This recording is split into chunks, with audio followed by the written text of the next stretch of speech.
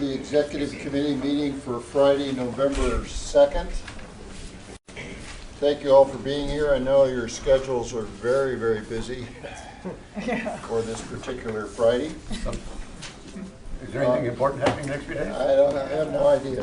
Okay. I'm totally out of it. Item number 1 on our agenda is the approval of meeting minutes. Second.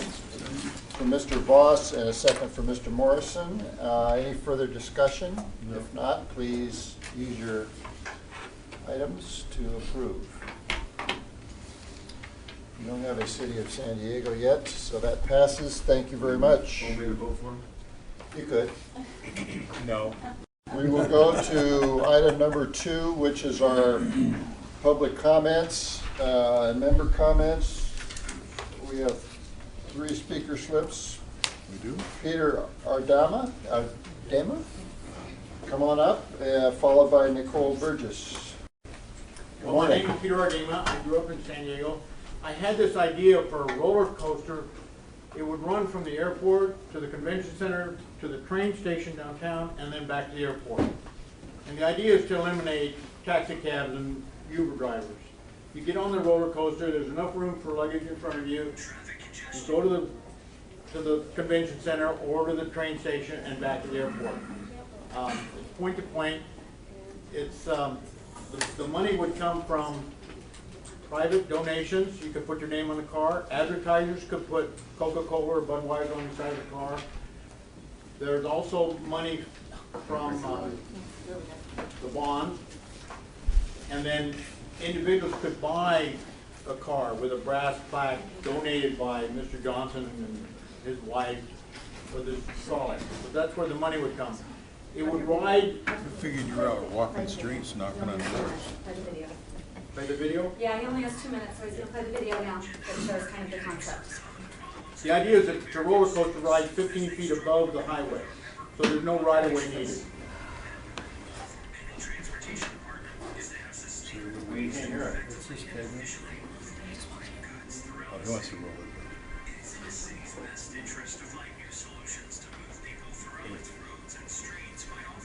Anyway, it's basically a roller coaster. Can anybody hear that? What's the roller coaster for?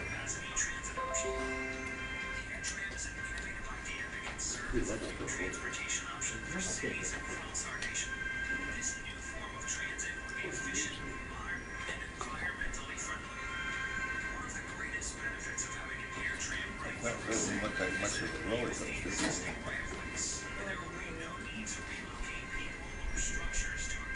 Doesn't look like Magic Mountain to me.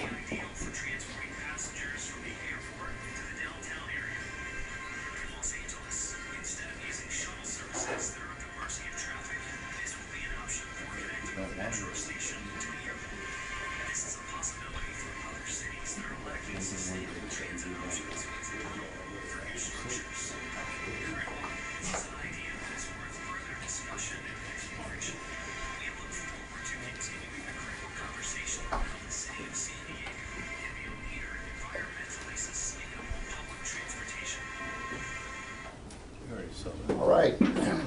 Thank you very much. And Nicole? Yeah, thank you. I'm sorry that volume was, the audio wasn't able to hear that. And hopefully maybe you guys could forward that video to the executive board. I appreciate the time to address you guys and show that video.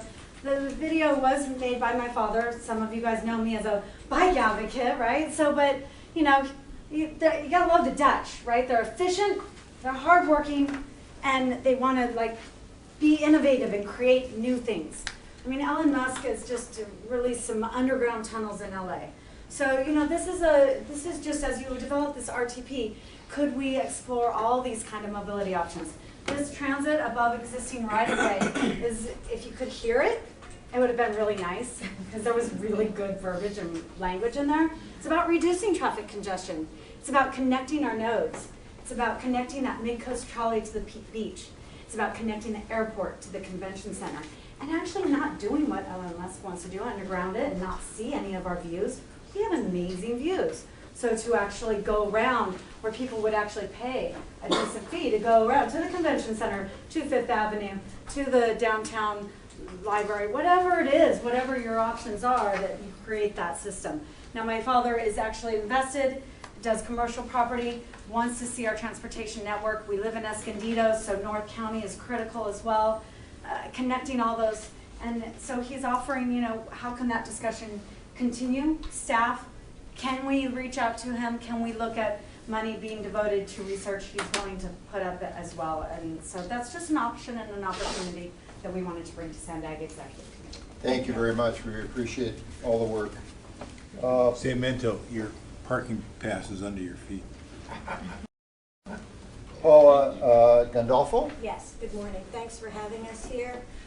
As Nicole and Mr. Ardima pointed out, it's efficiency that is not just centered on moving people around, but it's also centered on getting cars off the road. And all of us are here with the Climate Action Plan high on our list of agenda items.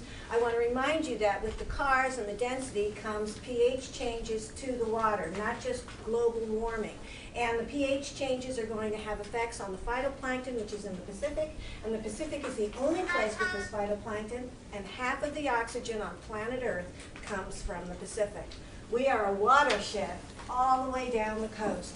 So being able to elevate our non-gas using vehicles, taking that greenhouse gas out of the equation, not having those pollutants on the ground that wash into the water are crucial over these next few years as we begin to increase the density along these corridors, along the coastline, to increase the density and decrease the carbon gas and the carbon footprint.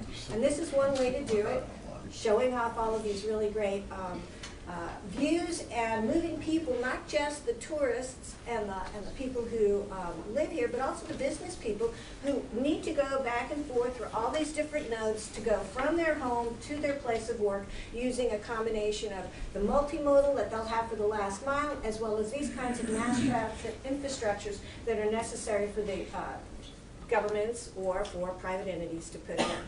And thanks. Thank you very much. Appreciate it.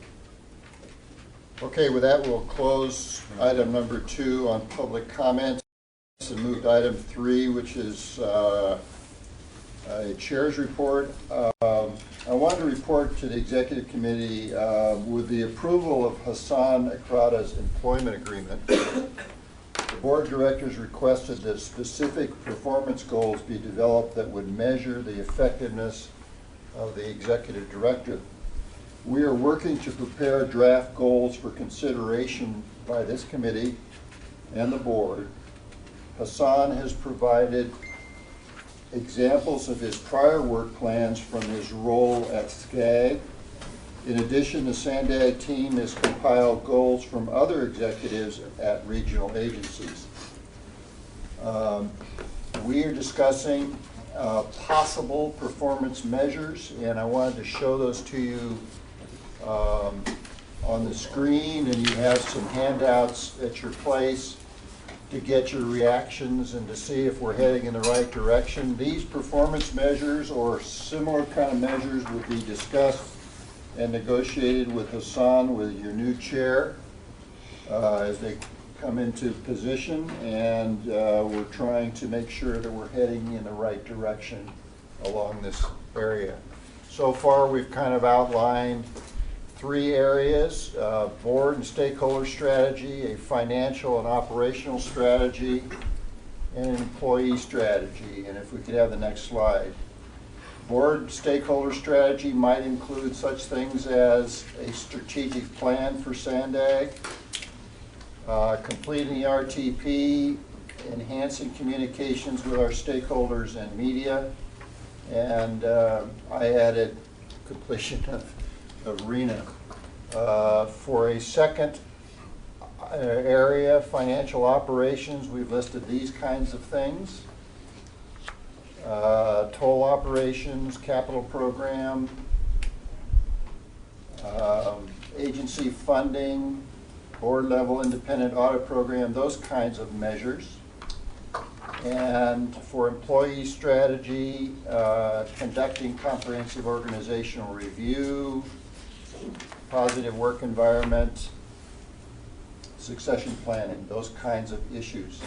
These are very general right now, and so my main thought of presenting this to the executive committee is just to get your reactions of the general areas, to see if we're working in the right direction, and if there's other things that you might want to have us be thinking about for defining success. So I'll just get your thoughts, or maybe later on if you want to give us some additional input, please do that.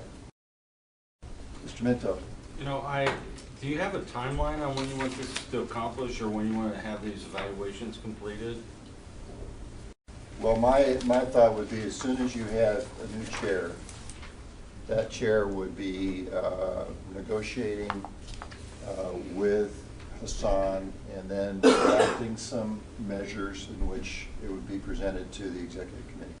Okay. I was thinking more of like after he comes on board, how far down the road? I mean, like every quarter, 6 months, annually review to see when the milestones have been met, or if they are, because that gives us an idea of when we have to plan for. Because in my mind, in my thinking, even though we create a milestone, we don't necessarily, even if you don't always reach it, if you've gone in that direction, you're even 3/4 of the way there, you're successful.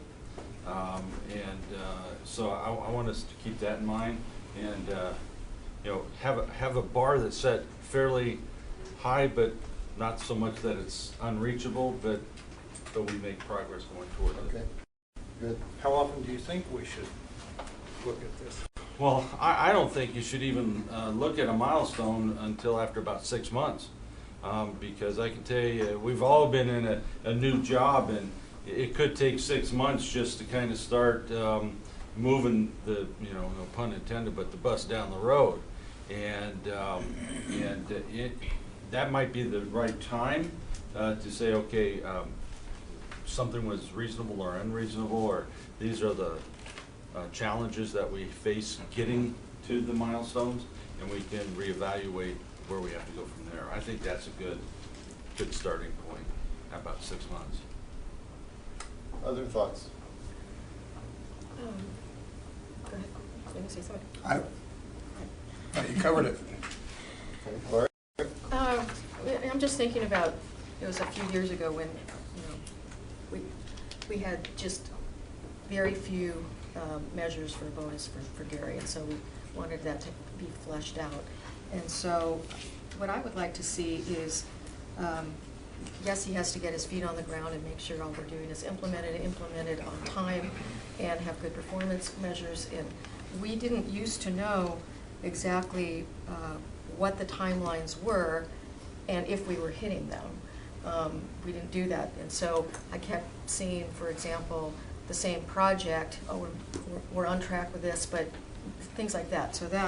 But I would really like to see, moving forward, some creative thinking and innovative thinking in ways that we can incorporate the future of the transportation we're seeing, whether it's monorail. We need transit somehow to the airport. We need more utilization of rideshare. So if there was like a pilot project, for example, somewhere where we choose a couple of areas, maybe it's, I don't know, downtown, employment hub areas, and instead of expecting people to ride the trolley and then get on a bus or a bike or whatever, we have an MOU with somebody where we we have a rideshare agreement that within, you know, the last mile or 1 mile or whatever it is, mile and a half, that we subsidize trolley, we subsidize buses, we subsidize some sort of voucher or something that gets them, because I'm way more likely to get off a trolley with my purse and my heels and my hair and everything done and hop into a rideshare to go to work than I would on a scooter, let's say, right? So things like that. And then, of course, I think it's super important, Gary did a great job at this, leveraging the money we have to get more money from the federal and state government. And maybe there's performance measures on how well they're doing. The first candidate, I didn't have a lot of, well, didn't have really any experience, I could see, in leveraging getting money from the state and federal government. I think that's really key. And I think Gary did a fantastic job with his relationships and so forth. That was about it. Okay, good, good. Sam? Yeah, I think this is good. This is a good start. I would replace the word develop fiscally prudent budget. There is a better word, balanced budget, so than prudent. Okay. Prudent is, but also the communications of sandbags operations with the member agencies is very important. I think it's a very complex business, and we cannot let the social media determine who we are. We need to communicate the good news, the facts to the public, and your presentation, Terry, to our City Council and the public was very important. We need to continue to communicate our vision, the facts, San Diego Forward to member agencies, and I think that will probably be a good idea. I did forget something. You brought it up. Thank you. I've been thinking a lot of times our communication outreach efforts are too, how do I say that? We tend to do a lot of the same thing. My children are now like young teens in college and high school, and they, like, Facebook is for old people, sorry. Right. But, you know, they communicate through different social media, whether it's Instagram or, I don't even know these things, guys, I'm sorry. Facebook, I'm a baby boomer. But somehow have these social media campaigns because it's their future, and we're trying to build a network for the future and trying to find out from college age kids, and they're not going to take a survey, but I guess, I don't know what my daughter would do, but I think we need, again, that innovation, pilots, let's try things, see if it works, and get somebody who understands better how the millennial generation who's going to be writing this, taking this, how they communicate, and what they would like to see. I've got one more thing. Thinking about the upcoming election, we're going to have a turnover, probably. I'm not thinking about it. Well, unfortunately, maybe a executive director should. And with the turnover in members, you mentioned member agencies. Speak for yourself, Mentor. Well, no, just kidding. I'm not up, so I'm not worried about it. But I'm thinking about the fact that we will have new representatives sitting here. Perhaps some kind of training can be created. I know we do a generalized kind of training, but some of the things that we actually do here when it comes to land use and other things are very specific. Sometimes it's still different from what we do on in our own cities and things of that nature. So, maybe if we identify things that are more specific to us that we could train board members on, and Lori, came up with it. She's right. When we sit here and we hear the same things over and over again, we kind of get training, but it's not until you sometimes hear it over and over again, even when it comes to the acronyms. Sometimes you don't really understand what we're doing here. So if we can just identify where we have some training shortages or needs, might be a good thing to do. Good. Okay, well, I would welcome any suggestions for improvement in the kind of things we're thinking about. The real, I think, importance of this is the board, when we recruit a new executive director, and a lot of the discussion was, hey, we have high expectations. There are things we want to make sure are measured and performance is set in place. So this is the effort to develop that and be able to communicate and talk with Hassan and make sure we're all on the same page as to what your expectations are. So that's kind of what we're starting to do, and your new leadership will put this in place. Anything else? We'll move to item number 4, which is, we have another, public comment on item number 3. Thank you, Clive. Clive Richard, come on over. I'm sorry I overlooked your slip. I wanted to make sure you knew I wanted to speak. Thank you. All right. I'll speak from here. Okay. Thank you for recognizing me. Good morning. Good morning. Mr. Chairman, members of the Executive Committee, my name is Clive Richard, as I tell people, I live in the 2nd Supervisory District of this county and the 9th Council District of the City of San Diego. This, for me, I wasn't able to read the earlier handout until I got here this morning. But I'll have to say that what I was going to say, and as I read here, it mentions enhanced communication with stakeholders and media. My big concern would be that in order to have regular communication with the community, it would be a good idea if each sub-region were to suggest a member of your community who could meet with the executive director on a regular basis, not on a haphazard basis. And this way, I think we'll be able to take the pulse of the community without waiting for the fan to fall into whatever. This, rather than reacting, act. And I think it would be very important if the new executive director were able to communicate directly with the community. And as I say, it has to be regular. It can't be haphazard. It can't be catch as catch can, and it can't be just whatever.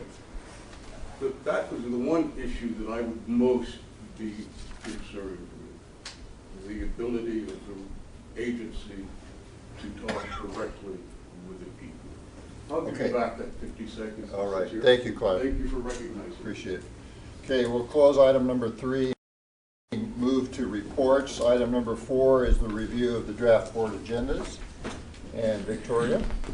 Good morning. All right, so item number 4A is the draft board business agenda for November 16th. The first item is approval of the meeting minutes, followed by public comments, and item number 3 is the policy advisory committee actions, which we're seeking and approve. Under your consent calendar, we have the approval of the proposed solicitation and contracts. At this time, we don't have any contracts or solicitations for you to consider, so this item might actually move off. Item number 5 is the delegated actions taken by the executive director.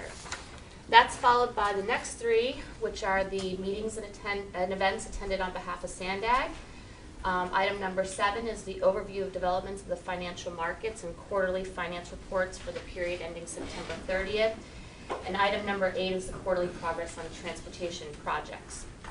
Under Chair's report, we have item number 9, which is the election of the 2019-2020 SANDAG board officers. An email went out this week from the nominating chair, and the applications will be part of the item when it mails out. Item number 10 is the report on the Buena Vista Lagoon Enhancement project. The board will be asked to adopt a resolution approving the saltwater alternative for the project and certifying the final EIR. And then your last item is item number 11, which is San Diego Forward. 2019-2015 Regional Plan Network Concepts Update. This is where the team would like to report out what we heard from you and the community conversations and the various workshops held throughout the region. Any questions? Anything on that particular proposed agenda? Okay. Item number 4B is the draft board policy agenda for December 7th. Your first item is public comments communications. Under reports, we have 2 closed sessions. The first one is related to the interviews for the independent performance auditor.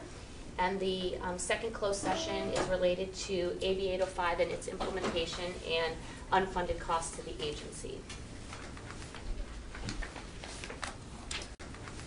Okay, those are the 2 proposals. Do we have any comments or approval?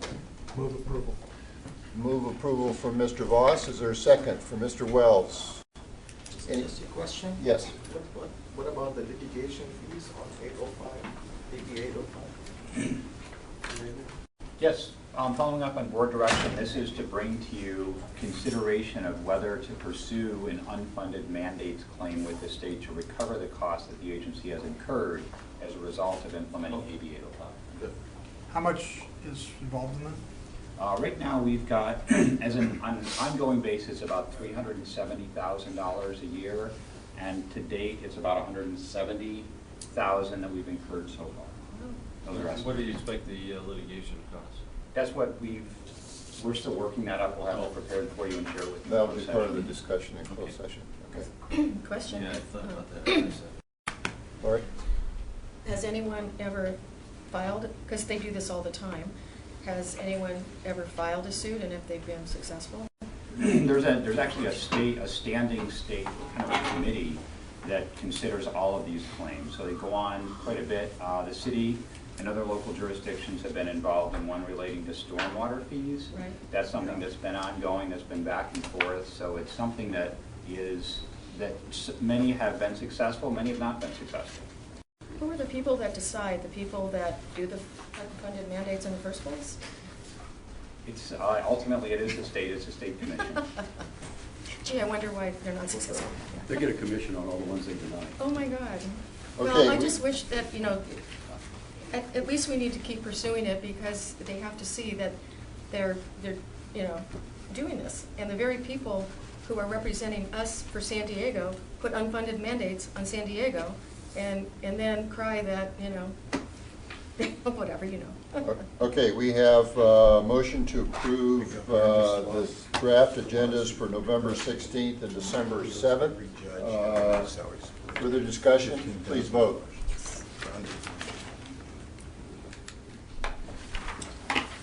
That passes. Thank you very much.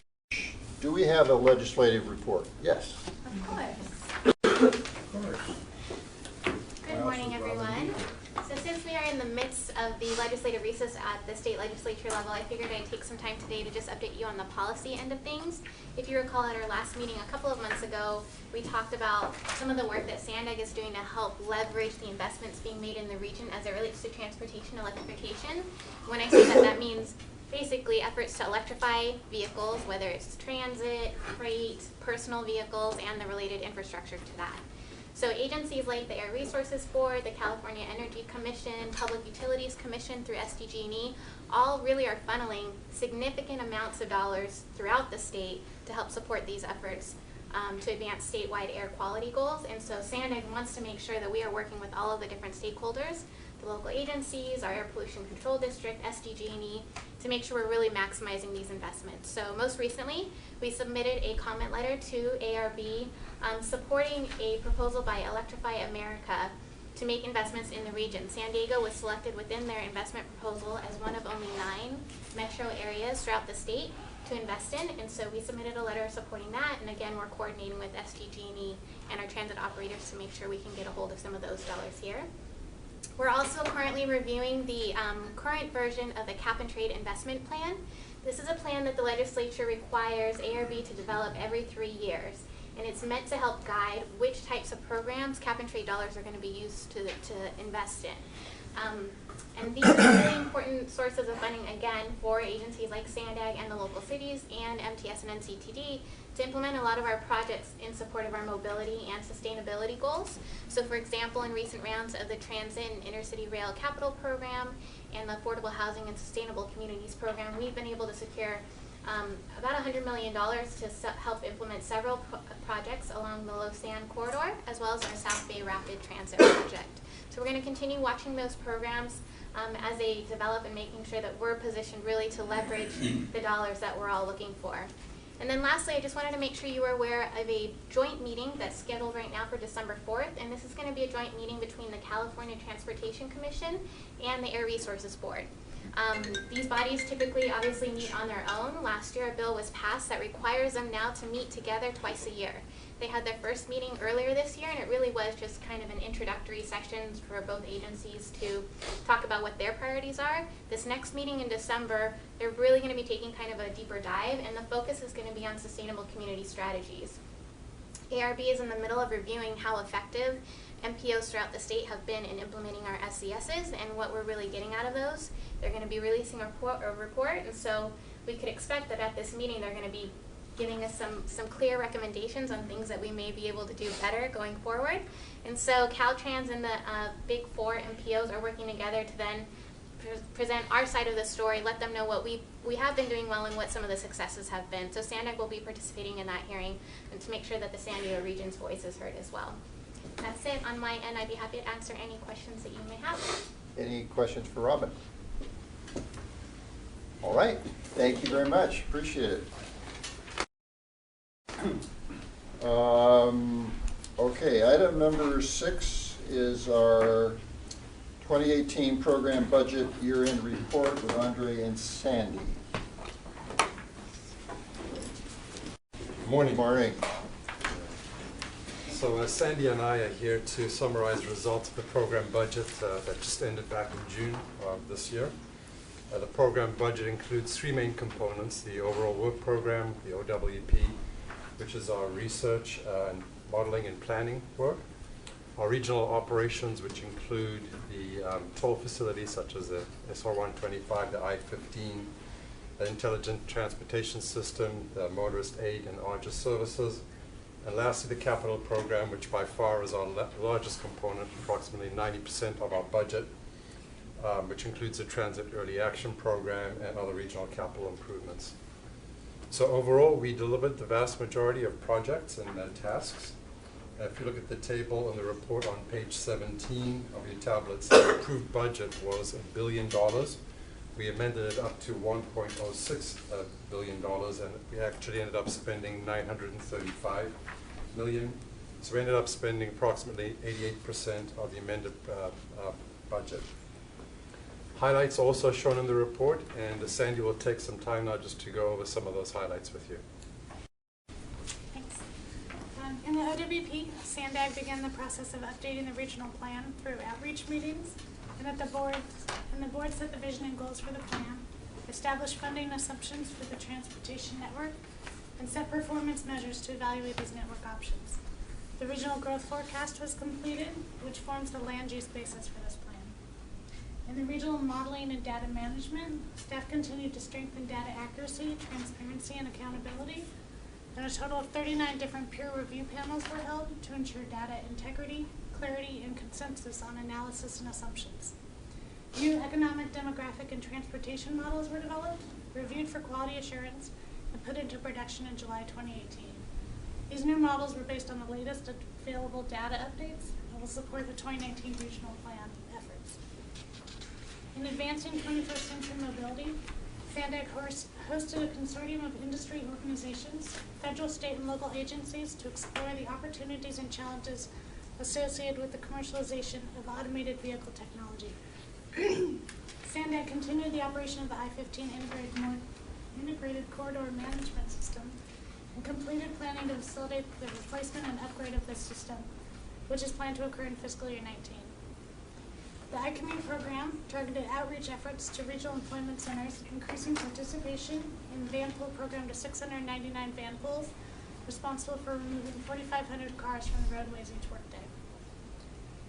iCommute also launched a carpool incentive pilot program with Waze Carpool that led to the formation of thousands of carpools in the region. The iCommute Diamond Awards program, which recognizes employers that implement commuter programs, grew from 67 to 94 employers in fiscal year 18. At SR 125, marketing efforts contributed to a year-over-year increase of 5.6% or 17.9 million trips, and increased revenue 12.5% to $42.8 million.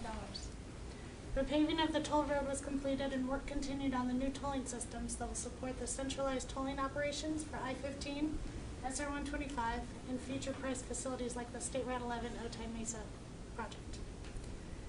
In the capital program, the Midcoast project completed major work on bridges, abutments, and piers, utility undergrounding, and drilling and pouring the cement columns that will support the elevated viaducts that will hold the trolley tracks.